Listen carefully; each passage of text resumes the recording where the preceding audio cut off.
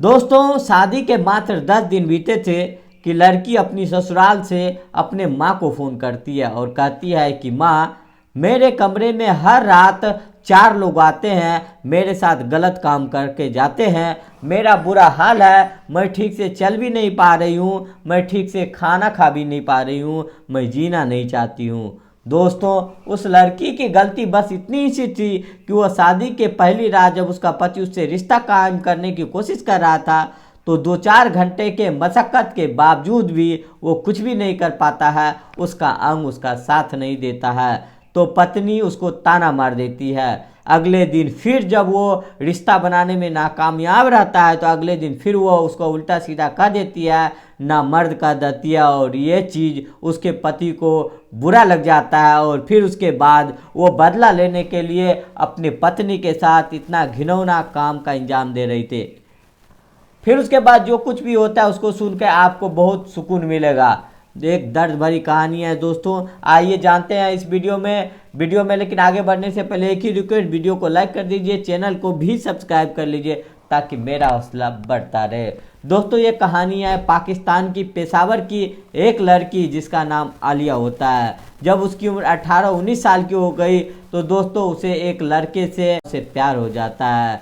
अब जो इम्तियाज जो था वो फेरी का काम करता था, बाइक पे कपड़े लेके गांव-गांव घूमता रहता था, बेचता रहता था। तो इस दौरान उसका आलिया से मुलाकात हो जाती है। एक दिन क्या होता है, आलिया को किसी शादी में जाना होता है तो ना उसके पास कपड़े थे ना ही नए कपड़े लेने के लिए पैसे।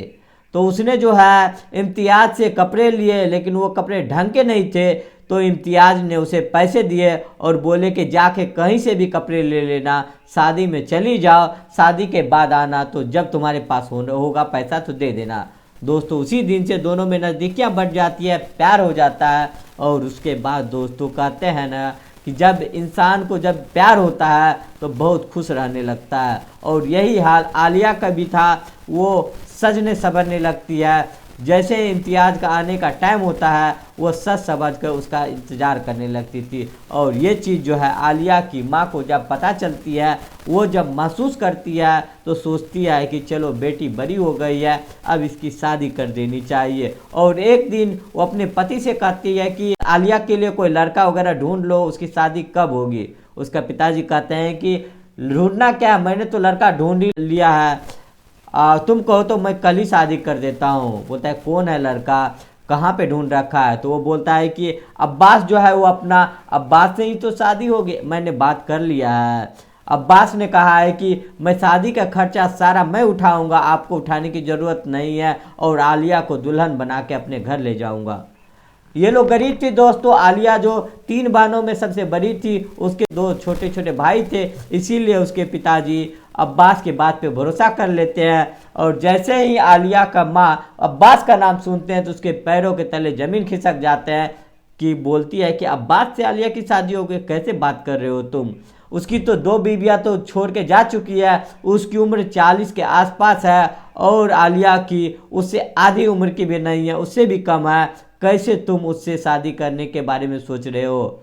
दोस्तों, इस बात पे पति पत्नी की लड़ाई हो जाती है। आलिया के पिताजी कहते हैं कि उसकी शादी होगी तो अब्बास से ही होगी। उसकी माँ कहती है कि अब्बास से किसी भी कीमत पे शादी नहीं हो सकती है, क्योंकि दोस्तों अब्बास के बारे में दोस्तों अच्छी तरह से जानती थी, उसके रिश्तेदार का ही लड़का था, इसीलिए वो कहती है कि उससे शादी नहीं हो सकती है। जब ये बात आलिया को पता चलती है तो आलिया भी अब्बास को जानती थी और वो भी साफ तौर से मना कर देती है, कहती है कि कैसे बात कर रहे हैं आप लोग, मैं अब्बास से शादी नहीं करूँगी, अगर मुझे शादी करनी है तो मैं इम्तियाज से करूँगी। अब दोस्तों जैसे इम्तियाज का नाम सुनती है, उसके पिताजी कहते हैं कि वो कपड़ा बेचने वाला, फेरी वाला, बोलता है कि हाँ मैं उसी से शादी करूँगी। कहता है कि क्या है उसके पास, बोलता है कुछ भी नहीं है, फिर भी मैं उसी से शादी करूँगी, अब्बास से मैं शादी क्यों करूँ। अब दोस्तों अब इस पे उसके पिताजी बुखला जाते हैं और कहते हैं कि तुम माँ बेटी को दिमाग खराब हो गया है और अंदर अंदर तुम ये गुल खिला रहे हो, अब कुछ भी हो अगर तुम्हारी शादी अब जल्दी करनी पड़ेगी। और दोस्तों अगले दिन अब्बास को फ़ोन करते हैं और शादी के लिए आमंत्रित करते हैं। अब्बास भी दोस्तों तुरंत तैयार हो जाता है, क्योंकि उसकी मीट मुर्गे की दुकान थी, पैसा भी कमाता था, इसीलिए जो है वो 15 दिन के बाद ही शादी की डेट रख देता है। और दोस्तों 15 दिन बाद आलिया की शादी होने वाली थी। अब जो इधर जो है आलिया और उसकी माँ परेशान हो जाती है। वो इम्तियाज से कहती है कि अगर शादी करनी है तो अपने पिताजी को बोलो खुद आए और रिश्ता मांगे और आलिया के बाप से बात करे। तो दोस्तों इम्तियाज जो है अपने घर पे जाके बोलता है कि मुझे एक लड़की पसंद है, मैं उससे शादी करना चाहता हूँ, आप लोग जाके उसका हाथ मांग लो। अब उसके पिताजी 2-4 लोगों के साथ आते हैं बातचीत करने के लिए। तो जो आलिया के जो पिताजी हैं दोस्तों वो भड़क जाते हैं और उसको बेइज्जत करके वहाँ से निकाल देते हैं। कहते हैं कि आज के बाद जो है मेरे दरवाजे पे मत आना। और दोस्तों उसके बाद जो बची खुची उम्मीद थी वो भी समाप्त हो जाती है। जो इम्तियाज के घर वाले थे अब इस बेइज्जती से इतना नाराज हो जाते हैं कि वो इम्तियाज के ऊपर ही भड़क जाते हैं। कहते हैं कि किस लड़की से तुमने रिश्ता जोड़ लिया, उसके परिवार ठीक नहीं है, उसका बाप ठीक नहीं है, इतनी बेइज्जती की है हमारी कि आज की बात जो है तुम उस लड़की को भूल जाओ और भूल कर भी तुम उस गांव में मत जाना। अब दोस्तों क्या करता है इम्तियाज बेचारा, उसने जो कोशिश की थी वो कोशिश नाकामयाब हो जाती है। और इधर 15 दिन बाद आलिया और अब्बास की शादी होती है। शादी के बाद आलिया अब्बास के घर जाती है। उसे जानती थी अच्छी से कि वह उसके बाद जो है जो कुछ भी थोड़ा औपचारिकताएँ होती है वो सारा पूरा करती है और उसके बाद आंख बंद करके बिस्तर पर लेट जाती है। और दोस्तों उसके बाद जो अब्बास था वो दोस्तों अपने काम में लग जाता है। 1 घंटे बीत जाता है, 2 घंटे बीत जाता है, लेकिन उससे कुछ हो नहीं पाता है। बीच में कोई गोली वगैरह भी खाता है, फिर भी दोस्तों जस के तस उसका शरीर उसका साथ नहीं देता है, उसका जो अंग जो है वो काम नहीं करता है। उसके बाद दोस्तों वो धीरे धीरे कुंठा का शिकार हो जाता है और उसके इस हरकतों से आलिया जो है वो परेशान हो जाती है। वो उसे पसंद भी नहीं करती थी। एक तो उसकी 2 बीवियां छोड़ के जा चुकी थी, तलाकशुदा आदमी था, उम्र बहुत ज़्यादा थी और आलिया जो है कुछ भी नहीं बोलती है। वो अपनी किस्मत को कोसती हुई पड़ी रहती है और उसके इस हरकतों से वो परेशान हो जाती है। तो उसे कहती है कि तुम क्यों परेशान हो रहे हो, जब तुम्हें यही तुम्हारा हाल है तो तुमने शादी क्यों की। क्योंकि उसे जानती थी कि इसीलिए उसे शर्माना वगैरह तो था नहीं, जो कुछ भी बोलना था उसको साफ बोल दिया और उसके बाद बोली कि चुपचाप सो जाओ, मुझे भी सोने दो। दोस्तों उसके बाद जो है दोनों सो जाते हैं और अगले दिन जो है जो अब्बास था वो अपने काम पे चला जाता है। क्योंकि दोस्तों वो सुबह सुबह मुर्गा वगैरह का काम करता था और शाम को उसी को बेचता था और उसके बाद काम पे चला जाता है। और इधर जो है आलिया जो है अपने काम में लग जाती है। फिर अगला दिन आता है और फिर जो है अब्बास का यही हाल होता है, वो दोस्तों नाकामयाब रहता है। आलिया कल परेशान हो गया इसीलिए उसका हाथ पांव दर्द करने लगता है और दोस्तों उसके ऊपर भड़क जाता है, ना मर्द वगैरह कह देती है, बहुत सारी बातें कह देती है और कहती है कि ज़िंदगी बर्बाद करने के लिए मैं ही मिली थी और तुम क्यों शादी कर लिए और तुम्हारे 2 बीवी थी वो क्यों भाग गई। ये सारी चीज़ें जो उसको बोलती है और ये चीज़ जो है अब्बास को बहुत बुरा लगता है। कहता है कि ठीक है, तुम्हें जो है जो ज़रूरत है वो मैं तुम्हें दूंगा, ज़रूर दूंगा।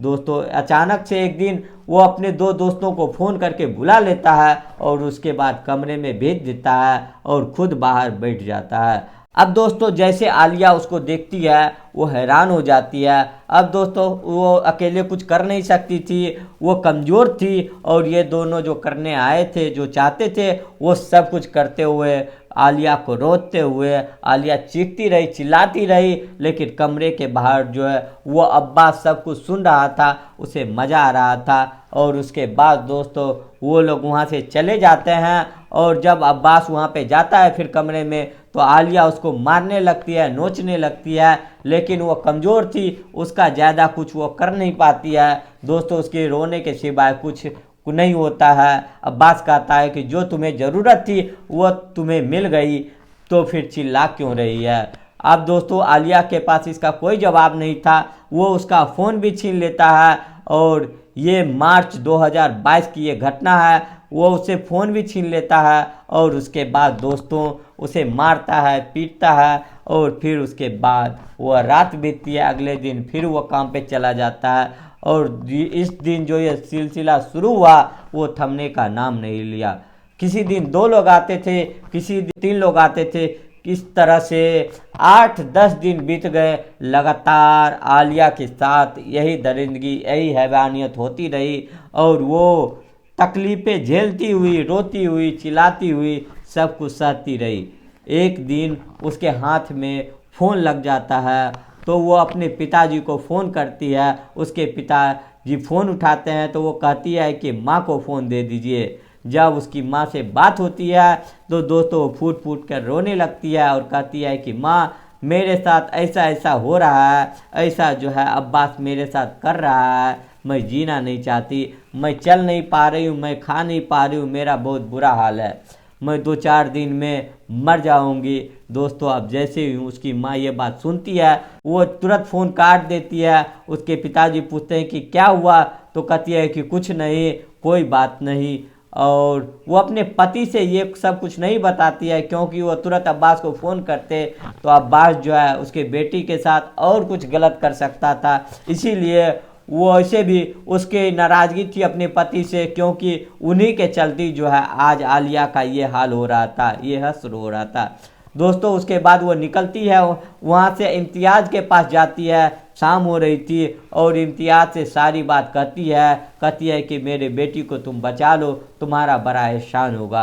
वो दोस्तों जैसे वो सुनता है वो भी बुखला जाता है और उसके बाद उसके पास जो बाइक थी उस बाइक पर उसको बिठाता है और उसके बाद जाता है जहां अब्बास का गांव होता है। वहां के नज़दीकी पुलिस स्टेशन पे पहुंचता है। वहां पे एक साहब होते हैं जिनका नाम होता है नज़ीर साहब। नज़ीर साहब से आलिया की माँ रोते हुए बताती है। तुरंत ही जो है वो एक्शन लेते हैं, अपनी टीम को लेके पहुंचते हैं अब्बास के घर। और दोस्तों रात को 11 बजे जब वो पहुंचते हैं तो वहाँ पे वही हरकत अब्बास कर रहा था। आलिया के कमरे में 2 लोग थे और बाहर 2 लोगों के साथ वो बैठकर नशा कर रहा था।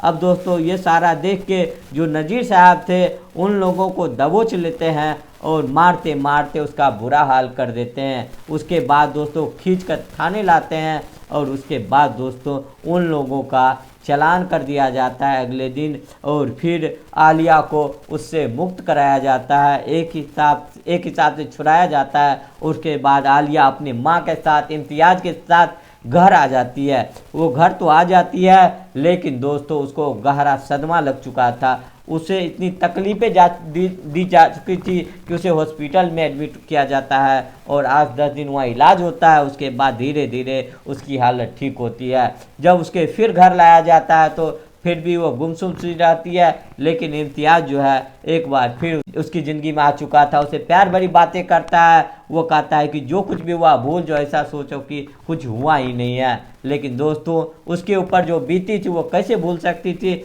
उसमें लंबा वक्त लगता है। 2-4 महीने में दोस्तों धीरे धीरे उसके दिल से वो दर्द निकलता है, क्योंकि इम्तियाज़ जो है उसे उसी तरीके से चाहता था जैसे कि वो उसे पहले चाहता था। उसके बाद दोस्तों वो ठीक हो जाता है और इधर जो है अब्बास के साथ 6 लोग और थे जिनको आरोपी बनाया जाता है, जिनके ऊपर जो है मुकदमा चलता है। तब से लेकर अभी तक वो जेल में ही है। और इधर 2022 में ये घटना हुई थी।